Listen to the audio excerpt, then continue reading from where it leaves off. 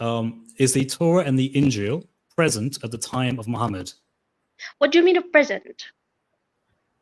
So was it there at the time? Did Muhammad have access to the Injeel and the Torah in a non-corrupted way? No. He have access to the corrupted ones. So during the Prophet time, yes, the Jews who was in Mecca, the Christians, the idol worshippers, all of them, the Jews have corrupted book, and the Christians have a corrupted book. They didn't have the originals. They didn't. They didn't have the. All right, so, yeah, because if they do have, really, listen to me. If they do have the originals, one second, it's allowed. So Christians now.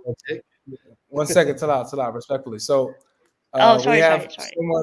We have a Muslim here who I believe is, more knowledgeable on this subject. So I want to give it to him to be able to carry this conversation. Yeah. Stay around though, because I don't think that he might not be, here forever. So if a couple of minutes. No, I'm not going to throw you off, John. Stay around till Okay, salam alaikum. Okay. Stay backstage because they'll probably throw me off in a minute or two. Okay, we will throw you off, man. It's a pleasure to have you here. I was wondering if you joined, and I'm really glad you have, because now we get to have a conversation. How are you doing, Chris? I'm doing well, thank you. And you? Alhamdulillah, I'm okay. We've tried to speak in the park, but the park is not the best setting. Just the presentation you gave today, to try and deliver that in the park would be impossible, right?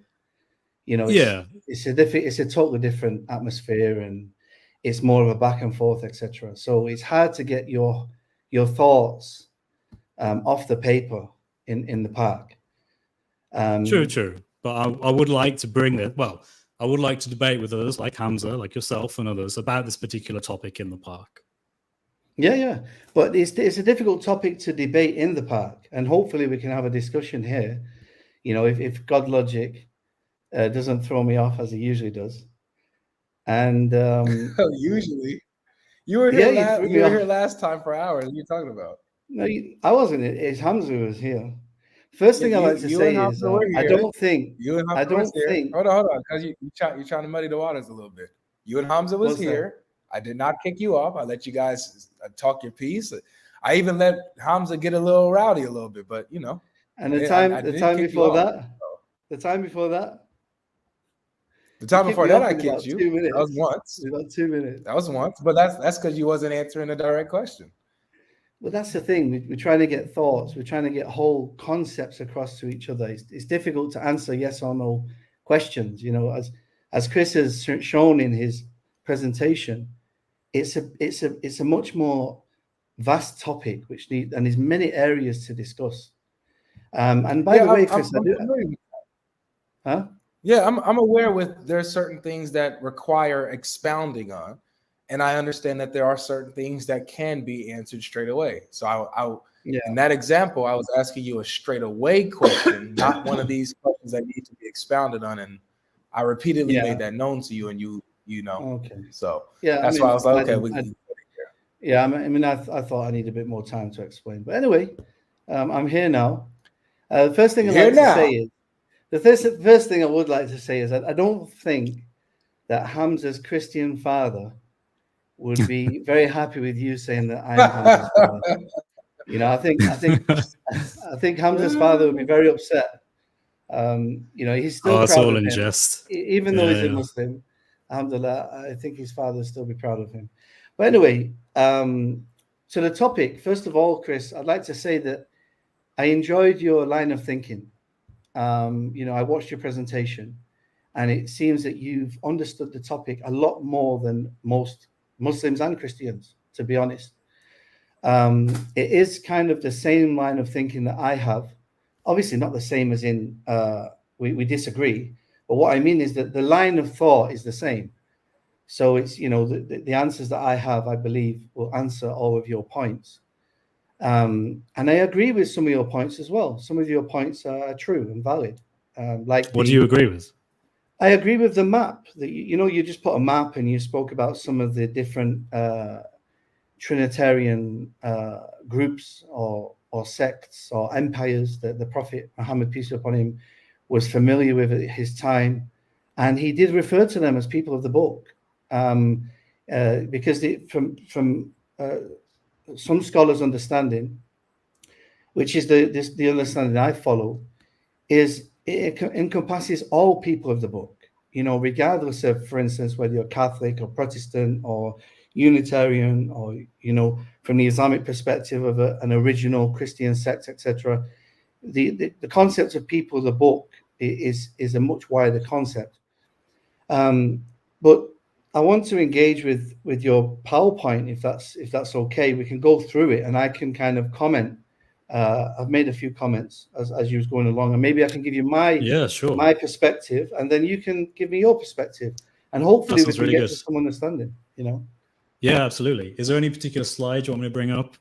I mean, we could take it from the beginning, and then we could just skip through, but we could just go. If you take it from the beginning, and then I could give my 2 pence, if you like. Is it okay if we go straight to the Muslim Injeel versus this corrupted Injeel, right? This concept that the Muslims had a particular Injeel that they were referring to, while there was this other Injeel that wasn't exactly it that it was talking. Can we get straight to that point? I don't think we can, because I think if we go through the PowerPoint, it'll become clear that there's actually maybe 3 Injeels, not 2.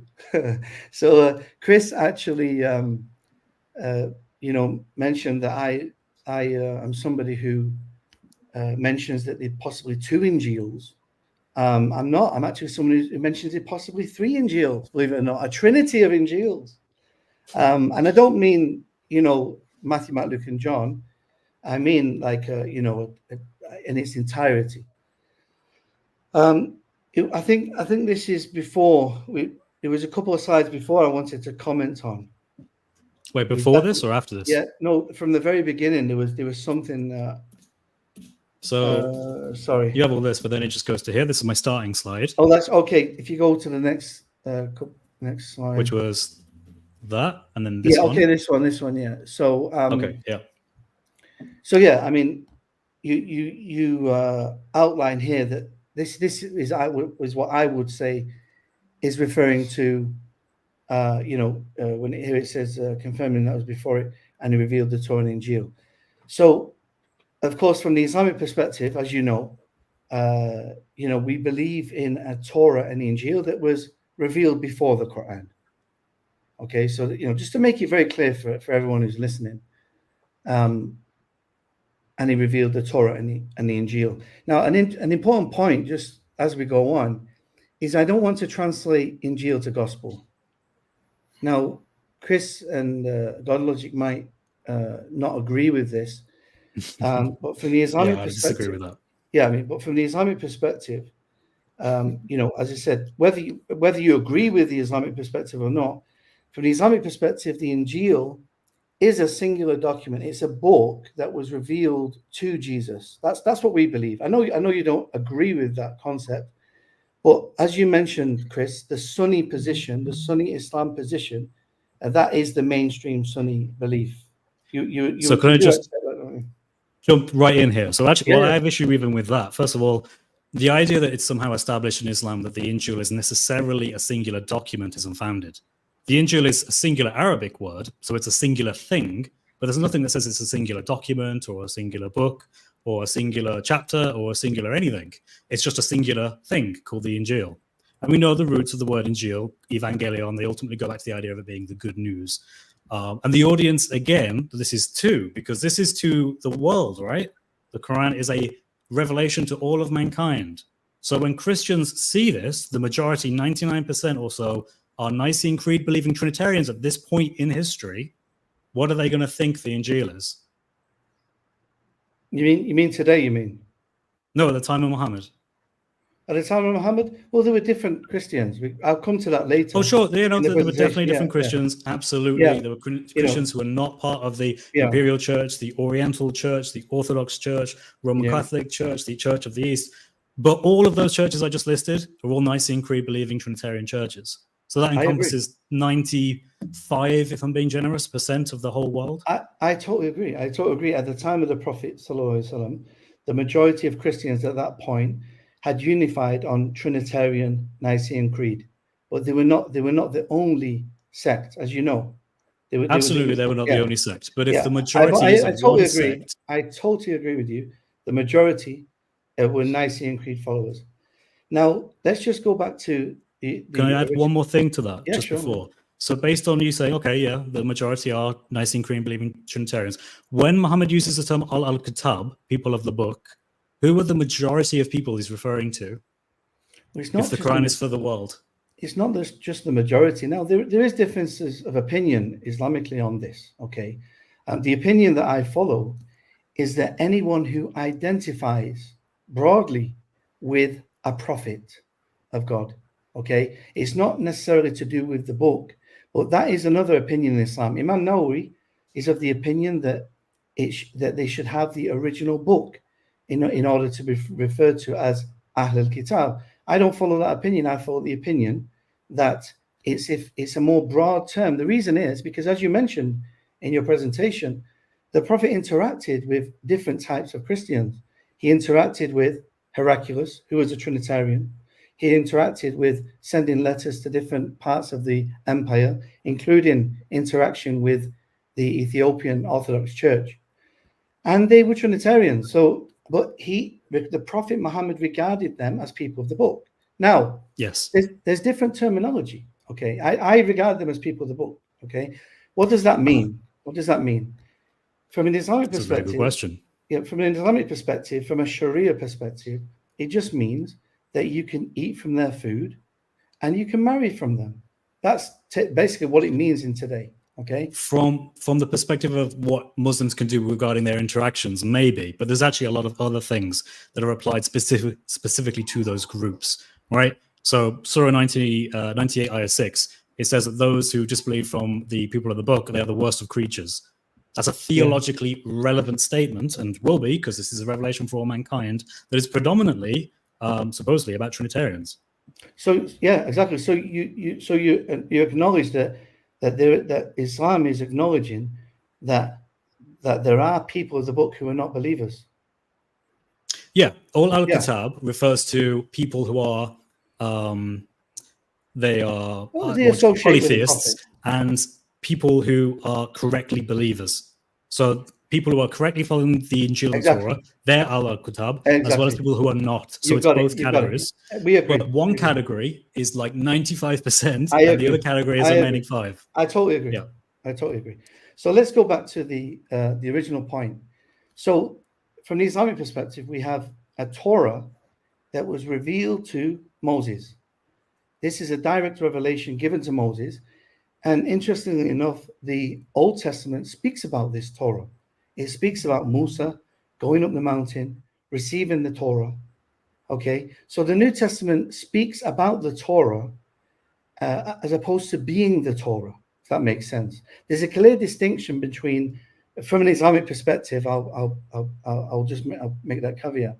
That from the Islamic perspective, there's a clear distinction between the 5 books which are authored by Moses, which is largely a history of the life of Moses, etc., and the before creation and things like that, and what was given to Moses, which the first 5 books speak about. So from the Islamic perspective, the Torah is a book given to Moses, right? And the Zabur is also a book that was given to David, not a collection of 150 poems, many of them with different authors. And the Injeel, likewise, is a book which was given to Jesus, not a collection of biographies written after Jesus.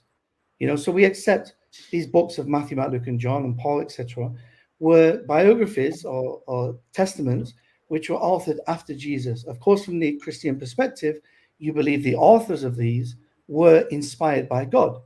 And this is where we differ. We believe that God gave Jesus a book from himself, rather than later scribes being inspired and given a biographical account or a collection of biographies. So is that from the Islamic perspective, are you clear on? I mean, obviously, Chris, I know you know this. I'm just making it clear for the viewers so we can, for everyone proceed. Oh, that makes sense. That's a good way of doing it. I would challenge the idea that this is a truly Islamic perspective. I don't think it is at all. You don't get that from the Quran. There's no indication that in the Quran it's actually got its own understanding of what the Torah and Injeel are. In fact, it assumes the reader knows what the Torah and Injeel are. It assumes there's no debate. There is no point in the Quran where it says, okay, this Torah is like a fake one. You guys got to reject this. Be on the lookout. It's a bad one. No, It talks about the Trinity and stuff. And this one's a good one. Yeah, but it all interlays. My point is that the Quran, the Islamic perspective of what these things are, assumes it's already known. Not necessarily. Not when you look at the entirety of the Quran and the authentic hadith. Remember, you have to remember that from the Islamic perspective, of a lot of time on GodLogic's channel and Shamoun's channel and etc., they speak about the Quran only. Now, as you know, Chris, from the Islamic perspective, the Quran is not the only source of revelation for the Muslim. We have the authentic hadith. If something is authentic as a hadith and it's been proved to be from the Prophet, peace be upon him, a Muslim cannot deny that hadith. We have vast amounts of authentic hadith. And when you take all of them into consideration, and hopefully I'll be able to show you some of these hadiths today to show you my perspective if we get a chance and I don't get kicked off, then you'll be more enlightened as to what the Islamic narrative actually is. Let's do that then. Can you show me any hadith that is authentic that explains that the Torah is not what the Jews had at the time of Muhammad? It's something different. That was only available in the Hijaz, and it was a unique, properly preserved one, and the other one that the Jews had, the rabbinic Jews, that was corrupted. Okay. First of all, I want to make a distinction first, just before we get onto that, because I don't want to. What's wrong, GodLogic? I think it's going really. By the way, Chris, I think it's going really well. I don't know. It's a very straightforward. It's a straightforward request. There's a lot of dancing around going on. It's really easy to say that when you don't know. So please, like you said, you made something. You made a claim. No, but I can totally understand. GodLogic. Hold on, John. I can totally understand your position if you don't know. John, can you relax? Because you said you're afraid of getting kicked off. So just relax. So just relax. We're having a great discussion. I think we're having a great discussion. Okay, so hold on. I'll do this. Hold on a second. I'll just do this. There we go. So this is what is going to happen, John. You've already waffled enough. Enough.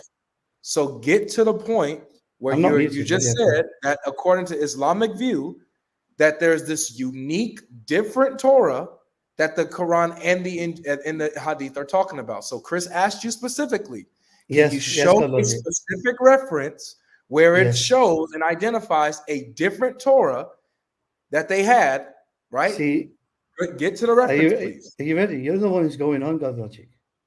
So get to the reference. Share it, if you click on present your screen, you can show it and we'll bring it up. Yeah. First of all, it's very important. See, GodLogic, he wants yes and no quick answers. And Chris knows that it's such a wider topic in that. He's shown from his knowledge of his presentation that it's a much wider topic. Yeah, but with respect, brother, in humanity, John, I try and be concise with... Oh, is he gone? He's right there. Go ahead. He's right there. I try and be concise when I speak. It's something that I spend a lot of time practicing so that I can get to the point.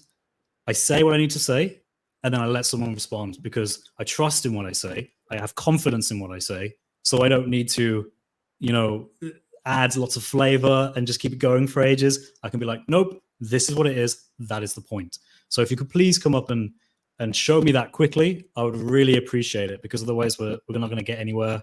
And this stream is going to take like 5 hours. And exactly, people have other things to do. This is exactly why he didn't want to get straight to the point of his claim. His claim is that the Torah that the Quran and the Hadith talk about, and the Injeel that the Quran and Hadith talk about, is a different Torah and Injeel than what we have. And then they're like that was roaming around. There was something different out there. So there's multiple concepts of a Torah and Injeel according to the Islamic texts.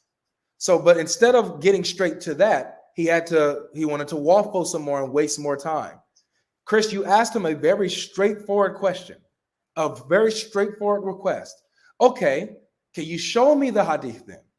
Show us in the hadith this concept of a different Torah and different gospel than what they had in their possession. Show it to us.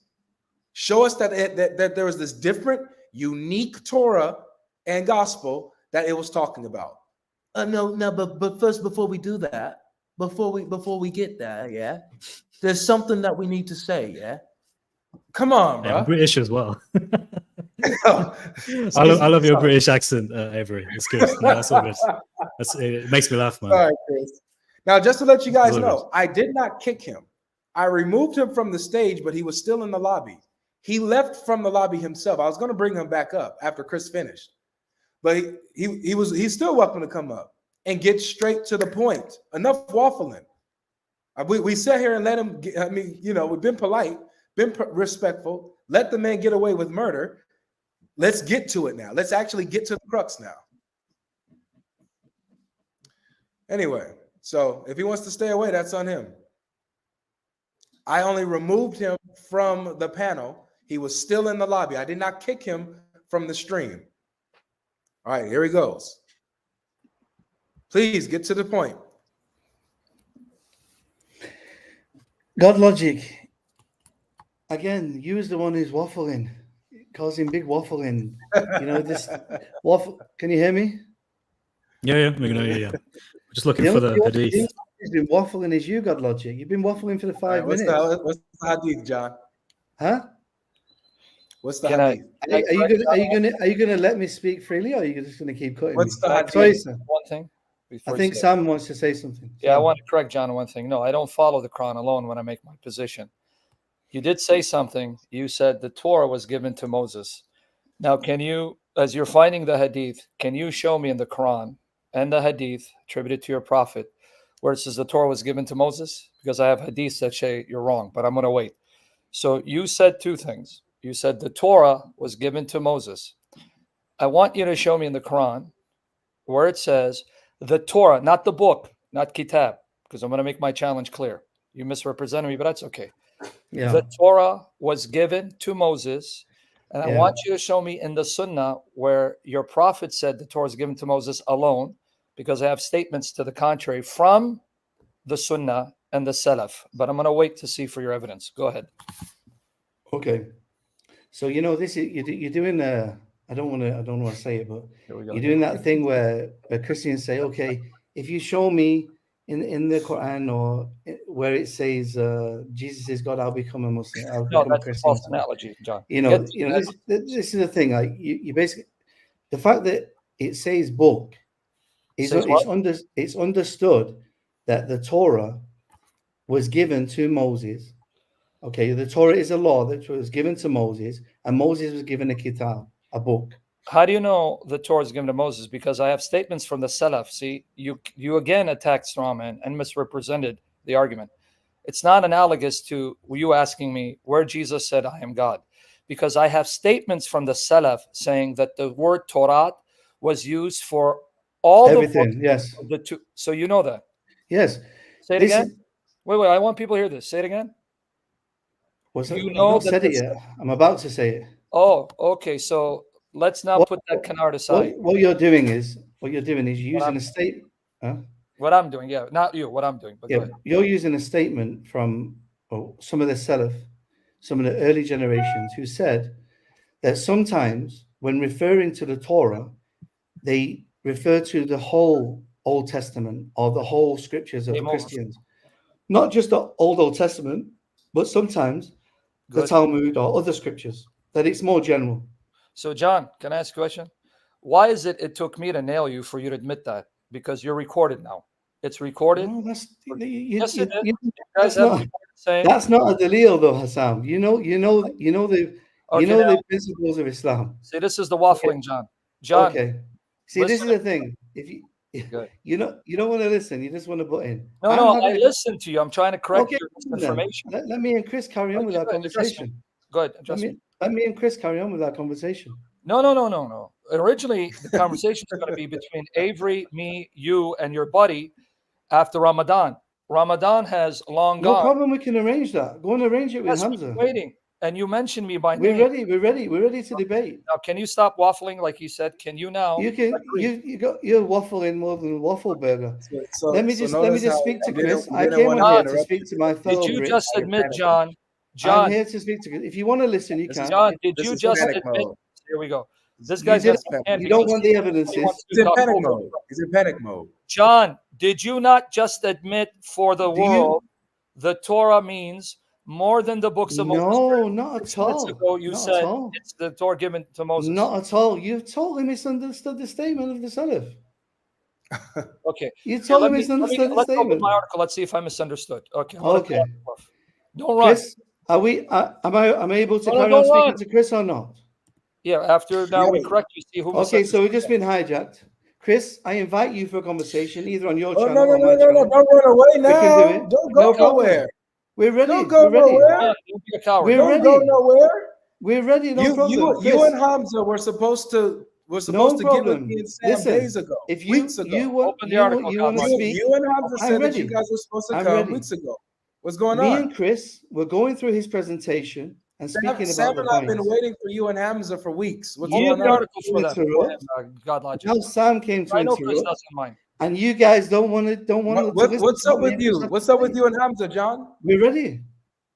No, you're not ready. So where's Hamza? See, Chris has brought something substantial to speak about. No, That's why I came on to answer and speak to him. You guys don't want to hear it. You guys don't want to hear it. Okay. You guys don't want to hear it. Here, I'll give you 5 minutes to show me. It's not about you giving 5 minutes. Me and Chris are in a conversation. He's in straight panic mode. He's in straight panic mode. Okay, say what you want, GodLogic. We can debate you. We can debate Sam. Debate Chris. This is why you got. I was enjoying the conversation. Open up the article. Open up before he runs. So, Chris, just before I go, sure, I got you. Yeah. Okay. I invite don't go. We can have a conversation. I would love to have another conversation. I would as well. I have to be honest with you, though. I don't think you'll actually have it. And I don't think Hamza would. Another excuse. Okay, well, what we remember, you also said to Avery. I have, but you said to Sam. Hear it. Okay, but my point is that I was really looking forward to that discussion, but you didn't make it happen. You know what? I have asked Hamza. I was so looking forward to it, but you guys just butt in. Chris, do me a favor. He's going to run because he's a coward. Let's see what the Salaf said about the word Torah. Scroll down, Torah, and show it, because he made a claim. He got busted. We're going to clip this to show you just lied. Here, we got you recorded. Can you show them what Ibn Kathir said right there? If you scroll down, you'll see the quote. Why do you keep muting me? Because you keep talking and don't listen. Because you're Chris, listen. Go up. Listen. Go up a bit. It's just listen. No. Me and Chris. We don't want to hear you. We want to read me and Chris are having a conversation. You guys come and butt in. Hey, GodLogic, you got to moderate. Wait there in the lobby, man. Wait there in the lobby. You're in panic mode. Go up. You see it's highlighted. Okay, go up. This coward just ran away. It's okay. Go up, brother. Go up. You know it's up, right? It's not down. Are we right here or what? Is this slow right there, man? Right there. Okay, guys, it's recorded. I want someone to clip it. It's recorded.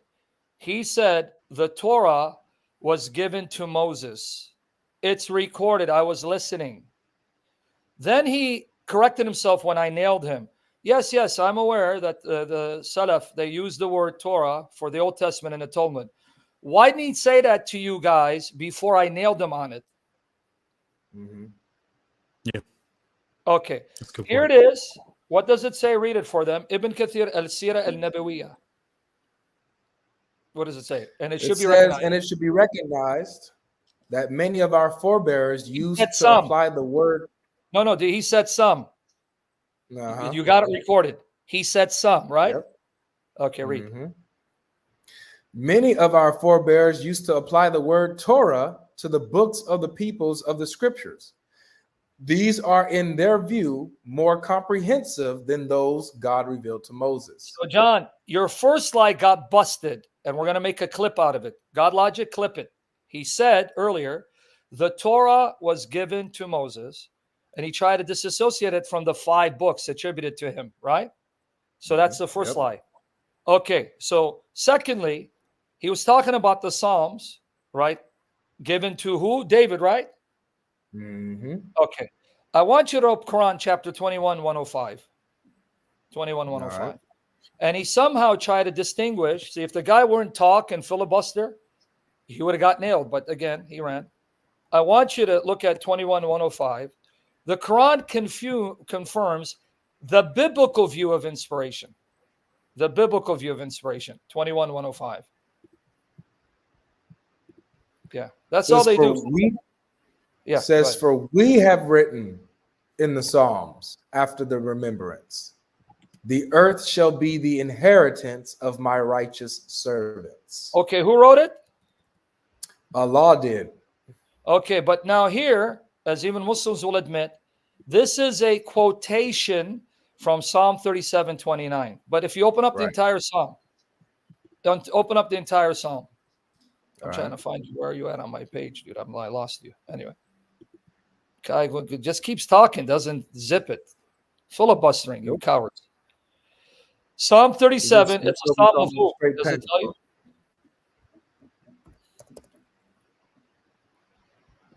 Lying coward. Sorry, Chris, I didn't want to come up, but the guy mentioned me. No, that's all right. Yeah, it's good to have you here. It's always good. Who wrote this? It's of David. All right, now read 29. What David wrote that Allah said he wrote. All right.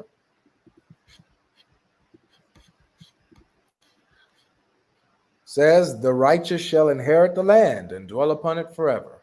And now the word land, even in Hebrew, can mean earth or land. Yep. But now you see, David wrote Psalm 37:29, right? Yep. But Allah said he wrote that in 21:105. Yep. So John, please come back up. Don't run.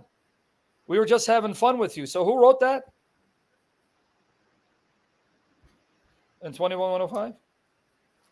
Says that Allah wrote it.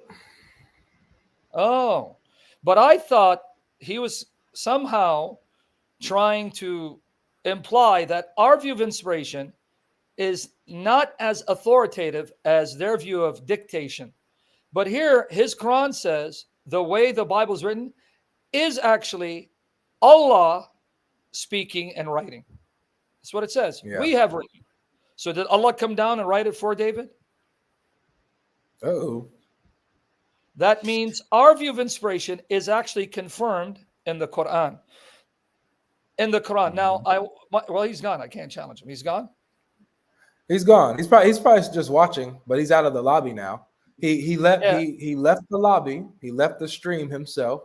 He's probably just watching like he watches all the rest of the streams. All right, I'll let you guys finish then because he mentioned me. And here he wants to talk to Chris, but we've been waiting for weeks to discuss what the gospel is according to the Quran and the Sunnah. I don't just use the Quran. I use actually sources outside of the Quran because if John knows, and he should know, the oldest extant seerah on Muhammad's life is Ibn Ishaq Sirat Rasulullah, edited by Ibn Hisham.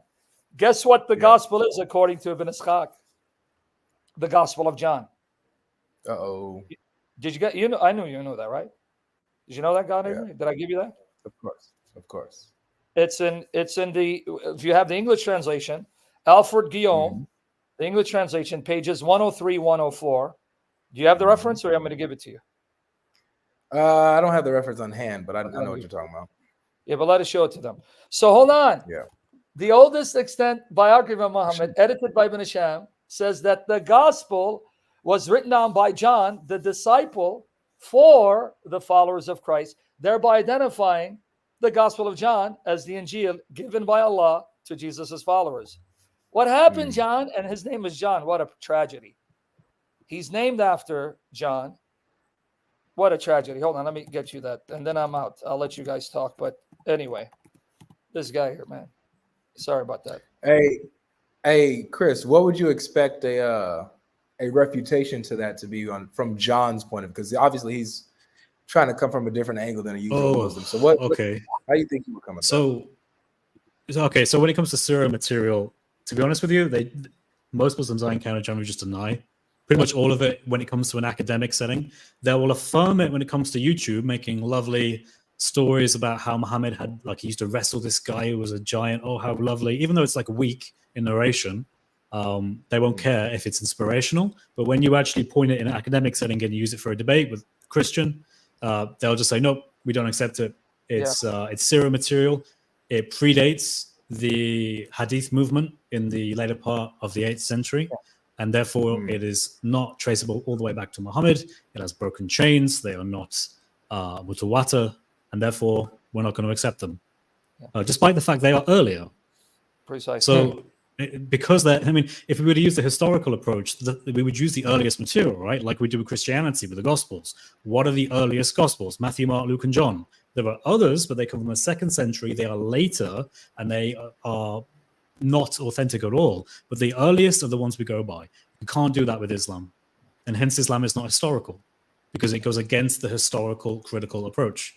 You can't establish even basic things with Islam, because the earliest stories are not to be trusted according to their own scholars. Yeah. Now, it's you can do Command F 103, 104, but now if that's their response, I say, well, number one, you're applying later criteria upon an earlier genre. This hadith, matan, criticism, that comes later. You're taking a criteria that was developed centuries later and imposing it on an early generation. Secondly, where did Muhammad say that something has to be mutawatir in order for it to be deemed to be infallible? This is, again, a later argument, a later method developed by scholars not found in the Quran or in the Sunnah of Muhammad. And thirdly, this is the point I was making. Ibn Hisham edited Ibn Ishaq. This is the point. Why do you think I said Ibn Hisham? If we go by what Muslims say, Ibn Ishaq was written around the 8th century, around 750, let's say. But then comes Ibn Hisham in the 9th century, around 830. And he took Ibn Ishaq's sirah. He omitted things that he deemed to be weak or offensive. He edited it. However, this part he left intact, which means it met his standard of authentication. Besides that, if you question the sirah, you pretty much destroy the oldest known biography on the life of Muhammad that was even referenced by folks like Qurtubi, Tabari, let alone Ibn Hisham. That's not going to work, John, if you're speaking on John's behalf. Now, guys, the oldest surviving biography, edited by Ibn Hisham, he left this intact. You know what that means? John, I hope you're listening, John, so that when you and your buddy Hamza man up to debate, you get ready, John, so you know how to refute me, John. Ibn Hisham, that edited Ibn Ishaq, removed things that he deemed to be weak or offensive, left this intact, John, meaning it passed this test, John. You're a disgrace to John, who wrote the gospel, and John the Baptist. Now, GodLogic, get off your phone and read, buddy. Your phone ain't going to save you, mister. All right, finally, I'm just waiting for you to finish your waffle. All right, so among the things which have reached me about what Jesus, the Son of Mary, stated in the gospel, which he received from God for the followers of the gospel, and applying a term to describe the apostle of God, is the following. It is extracted from what John the apostle set down for them when he wrote the gospel for them from the testament of Jesus, son of Mary. Oh, wait, hold on before you read. So the oldest surviving biography on Muhammad's life, edited by Ibn Hisham, a statement that Ibn Hisham deemed to be authentic and kept in because they believe this is a prophecy of Muhammad, says that the gospel that Allah gave to Jesus for his followers was written down by John, calling the gospel of John that gospel. And here he's going to quote John 15, 23 to 16, verse 1, and read what he quotes. He that hates me hates the Lord. And if I had not done in their presence works which none other before me did, they had not sinned. But from now they are puffed up with pride and think that they will overcome me and also the Lord. But the word that is in the law must be fulfilled. They hated me without cause. But when the Comforter has come, whom God will send to you from the Lord's presence, and the Spirit of truth, which will have gone forth from the Lord's presence, he shall bear witness of me, and ye also, because you have been with me from the beginning. I have spoken unto you about this, that you should not be in doubt. Oh, and then what does it say, the last paragraph? The Munahimana in Syriac is Muhammad. You almost sound like Three Stooges. Kind of, but go ahead. Yeah.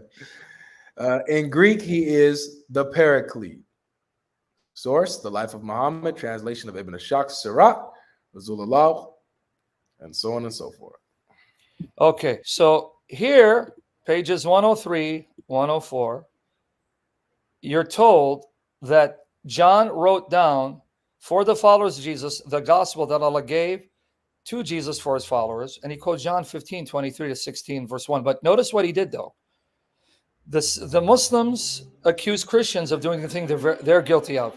Did you notice whenever it said Father, he changed it to Lord? Mm-hmm. If you read the Gospel of John, Jesus talks about they hated me and my Father. But they changed it to Lord because that tells you they have no integrity, no respect. They will twist all sources, even their own sources, even their own Quran, in order to make it agree with their theology. So you see that? Where John had Jesus saying, my Father, they changed it to Lord. Do you see it right there in the text? Yep. But my point is, he can't play the game. Well, this is Sirah. Well, Ibn Tabari and Qurtubi and Ibn Kathir would often reference the Sirah in their commentary. That's number one. Number two, Ibn Hisham edited that Sirah, so he omitted things that he deemed weak or offensive, but he kept that intact. But beyond that, Chris, and I'm going to leave you with this, even if you open up the Quran translation by Hilali Khan, if you open it up, go to 7157, in brackets, they tell you that the prophecy of Muhammad in the gospel is the Gospel of John. They tell you where to find it, thereby implicitly identifying the gospel as the Gospel of John. Anyway, he didn't come back, right? No, he's gone. All right, I'll see you. He's watching, like I said. But if you see 7157, Hilali Khan do you the favor. They tell you that the Gospel of John, the gospel that has Muhammad, is the Gospel of John, and they reference the Paraclete passages, as well as Deuteronomy 18 for the law. So I was hoping he wouldn't filibuster and keep talking. Yep. But you got him. Clip it, Avery. He first began saying, no, the Torah is given to Moses. It took me to nail him to admit, yes, I know. The Torah is used by the Salaf for more than the books of Moses, for the Old Testament and the Talmud. Why did he keep that from you? Until I nailed him on it. So you see, Hilali Khan, they tell you that the gospel is the Gospel of John, in agreement with Ibn Ishaq. Now, Chris, I don't care what they say about you in Speaker Corner. I like you, buddy. So I'll let you take over. Take care, guys. God bless you, Sam. Thank you for joining.